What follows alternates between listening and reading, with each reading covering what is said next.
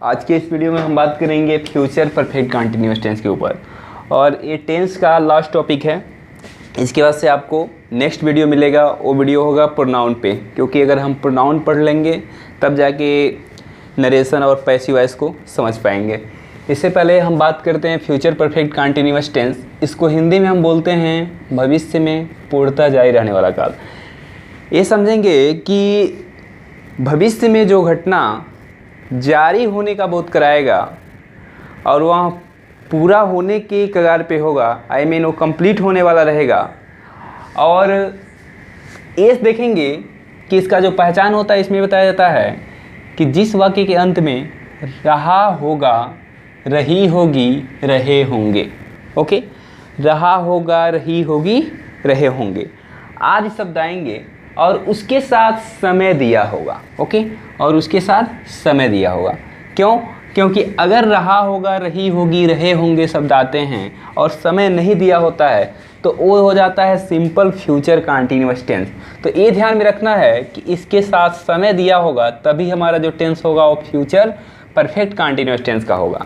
ठीक है, और ये ध्यान देना है कि वो जो वाक्य रहेगा जारी होगा और भविष्य में होगा। ओके, अब बात करते हैं इसके अनुवाद बनाने के नियम पे। तो इसके अनुवाद बनाने का नियम होता है, हाउ टू ट्रांसलेट में जानते हैं कि जैसे जब हम फ्यूचर पढ़ते हैं तो उसमें केवल आई और वी को ही देखना होता है, क्योंकि आई और वी, जो आई और वी फर्स्ट पर्सन के प्रोनाउन हैं, इनके साथ इस टेंस में हेल्पिंग वर्ब के रूप में शैल, हैव, बीन का प्रयोग करना है। ओके, हमें शैल, हैव, बीन का प्रयोग हेल्पिंग वर्ब के रूप में करना है। उसके बाद से सेकेंड पर्सन, थर्ड पर्सन, या कह सकते हैं शेष सभी कर्ता के साथ। ये भी लिख सकते हैं कि सेकेंड और थर्ड पर्सन, सेकेंड और थर्ड पर्सन के साथ हमें विल हैव बीन का प्रयोग करना है। Will have been. आई और वी के साथ हमें शैल हैव बीन लगाना है। सेकेंड पर्सन और third person, it means I और वी के बाद से जितने बच जाएंगे शेष सभी कर्ता के साथ हमें विल हैव बीन का प्रयोग करना है। और कंटिन्यूअस का मतलब होता है कि हमें वर्ब फोर का प्रयोग करना है। अब वर्ब फोर आपको पता है कि वर्ब की फर्स्ट फॉर्म में आईएनजी जोड़ देने से वर्ब फोर बन जाता है। ओके, इतना हम देखेंगे। अब हम देखेंगे अफर्मेटिव सेंटेंस के ट्रांसलेट के ऊपर कि अफर्मेटिव सेंटेंस है तो ट्रांसलेट कैसे करें। हर टेंस के बाद ही इसमें भी पहले अफर्मेटिव सब्जेक्ट लिखेंगे, उसके बाद से हम हेल्पिंग वर्ब का प्रयोग करेंगे। तो हेल्पिंग वर्ब ये ध्यान देंगे कि will have been, shall have been का प्रयोग करना है। आइदर विल हैव बीन का प्रयोग करें या शैल हैव बीन का प्रयोग करें। वर्ब फोर लगाएंगे, ऑब्जेक्ट लिखेंगे, सिंस और फार का प्रयोग करेंगे। और सिंस और फार का जो प्रयोग है हम आपको प्रेजेंट परफेक्ट कंटिन्यूअस टेंस की वीडियो में हमने इसको एक्सप्लेन कर रखा है। आप वहाँ से देख के इसे अच्छे से समझ सकते हैं, क्योंकि ये बहुत ही कंपलसरी है, क्योंकि अगर इसे हम रॉन्ग कर दें सेंटेंस रॉन्ग हो जाएगा। ठीक है, एक एग्जांपल हम देखते हैं, आ जाएगा। हम 2 वर्षों से इस विद्यालय में पढ़ रहे होंगे। हम 2 वर्षों से इस विद्यालय में पढ़ रहे होंगे। तो ध्यान ये देना है कि इस सेंटेंस में वाक्य के अंत में रहे होंगे शब्द आया है और उसके साथ से समय आया है 2 वर्ष। ओके, तो ये ध्यान देंगे कि ये जो टेंस, अगर टेंस की बात हो तो ये फ्यूचर परफेक्ट कंटिन्यूअस टेंस है, क्योंकि इसका सिंबल यही होता है। अब ये देखेंगे कि ये अफर्मेटिव सेंटेंस है। अफर्मेटिव सबसे पहले सब्जेक्ट लिखते हैं, सब्जेक्ट है हम, तो वी लिख देंगे। आई और वी के साथ हमें शैल लगाना है, तो यहाँ पे शैल लिखेंगे। तो शैल हैव बीन लगाना है, क्योंकि ये फ्यूचर परफेक्ट कंटिन्यूअस टेंस है। हेल्पिंग वो हो गया। अब हमें वर्ब लिखना है। वर्ब है पढ़ना, रीड, रीड में आईएनजी जोड़ेंगे, रीडिंग। और क्या कहाँ पढ़ रहे होंगे? इन दिस स्कूल, इस विद्यालय में, इन दिस स्कूल। उसके पास दिया है टाइम 2 वर्ष। तो ध्यान ये देना है कि जब 2 वर्ष की बात करते हैं तो ये निश्चित समय नहीं होता है, क्योंकि पता नहीं किस ईयर में कब ये 2 वर्ष घटित हो गया। ओके, तो यहाँ पे हम लगाएंगे फॉर ईयर्स। एक और एग्जाम्पल की बात करते हैं कि बच्चे कल शाम से क्रिकेट नहीं खेल रहे होंगे। रहे होंगे शब्द आ गया तो ये भी फ्यूचर परफेक्ट कंटीन्यूअस टेंस है। अब यहाँ पे देखेंगे कि बच्चे कल शाम से क्रिकेट नहीं खेल रहे होंगे, तो ये जो हमारा वाक्य है क्या है, निगेटिव है। ओके, तो निगेटिव में क्या करना है, निगेटिव की बात करें तो यहाँ पे हम सब्जेक्ट के बाद विल शैल लिखेंगे और विल शैल के बाद हम नॉट जोड़ देंगे। निगेटिव का स्ट्रक्चर यही होता है, सब्जेक्ट लिखेंगे, उसके बाद से विल शैल लिखेंगे और फिर नॉट जोड़ेंगे और तब जाके हम हैव बीन का प्रयोग करेंगे और बाकी का verb for object sense for same ऐसे ही लगाना है। देखेंगे सब्जेक्ट है चिल्ड्रेन, तो ये पता है आई और वी के साथ ही हम शैल लगाते हैं और सभी के साथ विल लगाते हैं, तो इसमें विल हो गया। अब नहीं है तो नॉट और तब जाके हैव बीन लिखेंगे, हैव, उसके बाद से यहाँ पे लिख देंगे बीन, तो हो जाएगा children will not have been. Verb है प्लेइंग, प्ले, अब प्ले में आई जोड़ेंगे प्लेइंग और ऑब्जेक्ट है क्रिकेट। लिखा है कल शाम से, तो अब देखेंगे सिंस का प्रयोग करेंगे, जब कल की बात होती है तो सिंस का प्रयोग करते हैं टुमारो इवनिंग। ओके, ये तो था अफर्मेटिव एंड नेगेटिव सेंटेंस। अब हम दो एग्जाम्पल देते हैं, 2-3 एग्जाम्पल और बताते हैं इंट्रोगेटिव सेंटेंस के ऊपर। तो अब देखेंगे इंट्रोगेटिव सेंटेंस। इंट्रोगेटिव सेंटेंस सबसे पहले हेल्पिंग वर्ब लिखेंगे, तो इसमें ध्यान देंगे कि विल शैल लिखेंगे पहले, उसके बाद से सब्जेक्ट, तब जाके हम हैव बीन का प्रयोग करेंगे। अब verb for object since for as usual. Okay, चलिए एक एग्जाम्पल की बात करते हैं। एग्जाम्पल है, क्या मैं सुबह से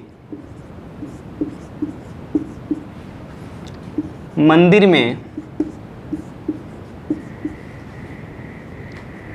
प्रार्थना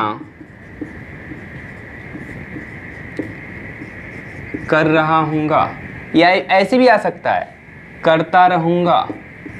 तो ध्यान ये देना है कि रहा हूँगा, रहे होंगे के साथ अगर ऐसा प्रोनाउंसिएशन आ जाता है, अगर ऐसा कि करता रहूँगा, तो इससे भी दिखाई दे रहा है कि ये जो सेंटेंस है इसमें जारी होने का बोध हो रहा है। तो हमें कंटिन्यूअस का अर्थ ही होता है जारी होना। तो ध्यान ये देना है कि रहा होगा, रही होंगी, रहे होंगे के साथ साथ ऐसे भी आ सकता है करता रहूँगा, इससे भी जारी होने का बोध दिखाई दे रहा है। तो इसके बाद देखेंगे क्या शब्द आता है, क्या कि नहीं लिखते हैं, हेल्पिंग वो लिखते हैं। यहाँ पे सब्जेक्ट आई है, तो आई और वी के साथ शैल लगाते हैं, तो यहाँ पे शैल लिखेंगे।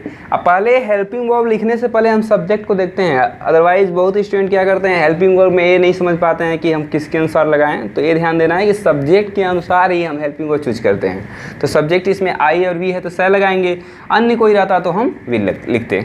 शैल हो गया, उसके से सब्जेक्ट है आई, और तब जाके हमें क्या करना है, हैव बीन लगाना है। क्यों? क्योंकि ये फ्यूचर परफेक्ट कंटीन्यूअस टेंस है। इसके से वर्ब है प्रार्थना करना, प्रे, प्रे में आइन जोड़ेंगे प्रेइंग, और कहाँ, मंदिर में, इन द टेम्पल। लिखा है सुबह से, तो जब आपको पता है जब प्रहर का नाम आता है तो हम सिंस का प्रयोग करते हैं, तो यहाँ पे लिख देंगे सिंस मॉर्निंग। एक क्वेश्चन मार्क्स लगाना नहीं भूलते हैं। एक और एग्जाम्पल की बात करते हैं जो इंट्रोगेटिव प्लस निगेटिव होता है। तो इंट्रोगेटिव प्लस निगेटिव में क्या करेंगे, सब्जेक्ट के बाद नॉट जोड़ देंगे और सेम ऐसे ही रहेगा। एग्जाम्पल देखते हैं, क्या तुम 2 बजे से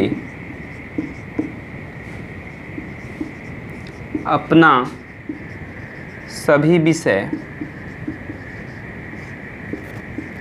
तैयार कर रहे होगे या करते रहे होगे? ठीक है स्टूडेंट, हम एक और एग्जाम्पल की बात करते हैं कि क्या तुम 2 बजे से अपना सभी विषय तैयार नहीं करते रहोगे या नहीं कर रहे होगे। दोनों में जारी होने का बोध होता है। और ये देखेंगे कि इसमें प्रश्न भी पूछा जा रहा है, फिर नहीं भी शब्द आया है। ओके, तो ऐसे वाक्य को हम इंट्रोगेटिव प्लस निगेटिव वाले सेंटेंस जानते हैं। ठीक, अब इसमें इसका ट्रांसलेट करेंगे। पहले हेल्पिंग वर्ब विल लिखेंगे, कुछ सब्जेक्ट यू है, यू के अनुसार विल लगेगा। अब अगर नहीं शब्द आता है तो ये विल नॉट एक साथ नहीं लिखते हैं, अदरवाइज रॉन्ग हो जाएगा। सब्जेक्ट के बाद नॉट लिखेंगे, नॉट हो जाएगा। अब लिख लेंगे हैव बीन। वर्ब क्या है, तैयार करना, फिर पेयर लिख लेंगे, आईएनजी जोड़ेंगे, वर्ब 4 बन जाएगा। और ऑब्जेक्ट क्या है, तो क्या लगा के प्रश्न पूछेंगे तो अपना सभी विषय, तो यू के साथ अपने की इंग्लिश होती है योर, ऑल सब्जेक्ट। ये तो ऑब्जेक्ट हो गया। इसके बाद से अदर में कुछ नहीं है, तो हमें सिंस और फार यहाँ पे बस बचा है। यहाँ पे देखेंगे 2 बजे, ये निश्चित टाइम होता है 2 बजे, तो यहाँ पे लिखेंगे सिंस 2 o'clock। यहाँ पे सिंस लिखेंगे, कामा लिखे 2 o'clock। क्वेश्चन मार्क्स लगाना नहीं भूलते हैं। अब हम WH टाइप वाले सेंटेंस की बात करते हैं। WH टाइप वाले सेंटेंस में पहले WH टाइप वाले जो भी शब्द रहते हैं उनकी इंग्लिश सबसे पहले लिखते हैं। Helping verb subject, have been verb 4, object time के लिए सिंस फॉर। ओके, एक एग्जांपल की बात करते हैं। तुम 2 वर्षों से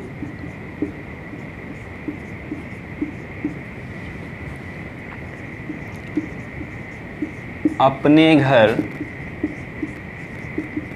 क्यों नहीं जा रहे होगे। ओके, तो यहाँ पे देखेंगे कि रहे होंगे, ये जारी होने का काम करा रहा है। ठीक है, अब ये देखेंगे टाइम है 2 वर्ष। अब यहाँ पे हम देखेंगे कि वाक्य के बीच में क्यों शब्द आया है, और वाक्य के बीच में क्या, क्यों, कब, कहाँ शब्द आता है, तो उसकी भी सबसे पहले लिखते हैं। तो हम क्यों का सबसे पहले लिखेंगे वाई। हेल्पिंग वर्ब तुम के अनुसार विल, सब्जेक्ट है यू, नहीं है तो नॉट हैव बीन, क्योंकि नहीं आता है सब्जेक्ट के बाद हम नॉट लिखते हैं। वर्ब है जाना, गो, गो का वर्ब 4 बनाएंगे गोइंग। कहाँ, अपने घर, टू, यू के साथ अपने के लिए सभी बताए हैं योर होता है, हाउस। उसके टाइम है 2 वर्ष। 2 वर्ष निश्चित नहीं है, अगर कोई निश्चित जैसे 2001 रहता, 2002 ऐसे करके दिया रहता तो वहाँ पे हम सिंस लगाते हैं। ये निश्चित नहीं है, पता नहीं कब हो गया। और वही ये ध्यान रखेंगे, जैसे हमने सिंस फार का एक्सप्रेशन प्रेजेंट परफेक्ट कंटिन्यूअस में बहुत डीपली किया है, वहाँ पे आप देख सकते हैं। लेकिन अगर यहाँ पे देखेंगे, अगर पिछले शब्द आ जाता ना तो यहाँ पे सिंस लगा देते हैं। ठीक है, क्योंकि कंडीशन होता है, अगर पिछले शब्द आते हैं तो सिंस का प्रयोग करते हैं। यहाँ पे 2 वर्ष है, निश्चित नहीं है, पता नहीं कब अकर हो रहा है घटना, तो 2 वर्ष के लिए हम लिखेंगे फॉर 2 years। सेम जैसे आप पिछले वीडियो में देखे हैं, WH टाइप में हु जाता है, किसका शब्द आ जाता है, फिर हाउ मेनी शब्द आता है, यानी कितना शब्द आ जाता है, फिर से विच कौन सा शब्द आ जाता है। तो इन सब के साथ जो नाउन आता है उसकी इंग्लिश हम एक साथ लिख लेते हैं। ठीक है, एक एग्जांपल इस पे हम बता रहे हैं। अगर एक एग्जांपल आ जाए, श्याम का भाई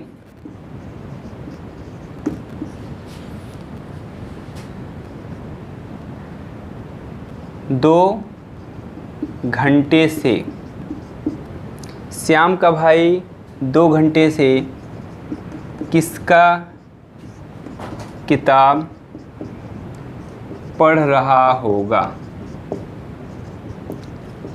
तो ध्यान ये देना है कि किसका शब्द आया है, किसका का इंग्लिश होता है हुज, लेकिन किसका के बाद तुरंत एक नाउन आया है जो बुक है, किताब नाउन है। ठीक है, तो किसका के साथ जो नाउन आता है उसकी इंग्लिश हम साथ साथ लिखते हैं, ये नहीं कि केवल इसी का लिख दें, अदरवाइज रॉन्ग हो जाएगा।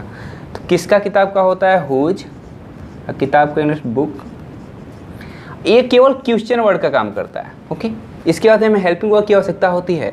श्याम का भाई ये सब्जेक्ट है, इसके अनुसार हेल्पिंग वर्ब होगा विल, और तब सब्जेक्ट है श्याम का भाई, तो श्याम लिखेंगे। और श्याम का भाई लिखना होता है तो स्टॉफी लगाते हैं, अब ब्रदर लिखेंगे। Whose book will Shyam's brother, और तब जाके हम हैव बीन लिखेंगे, उसके से वर्ब लिखेंगे। रीड वर्ब है, रीड में आईएनजी जोड़ेंगे, रीडिंग हो जाएगा, वर्ब फॉर्म बनेगा। टाइम है 2 घंटा। ओके, और तो कुछ बचा नहीं, बस टाइम के लिए लिखना है 2 घंटे। 2 घंटे निश्चित टाइम नहीं है, तो लिखेंगे फॉर 2 आवर्स। और एक क्वेश्चन जो मार्क होता है इंटरोगेटिव का, ई लगाना नहीं भूलते हैं। ठीक है, हमें आशा है कि आपको हमारा वीडियो अच्छा लगा होगा। ठीक है, अगर अच्छा लगा हो तो प्लीज़ हमारे चैनल को सब्सक्राइब कीजिए और शेयर कीजिए। अब हमारा जो टेंस है वो फाइनल हो चुका है। अब हम नेक्स्ट टॉपिक एक्सप्लेन करेंगे नेक्स्ट वीडियो में, वो होगा प्रोनाउन। प्रोनाउन को आप डीपली पढ़ेंगे, इसके बाद से आप नरेशन वॉइस बहुत अच्छे से समझ सकते हैं। Okay, thank you.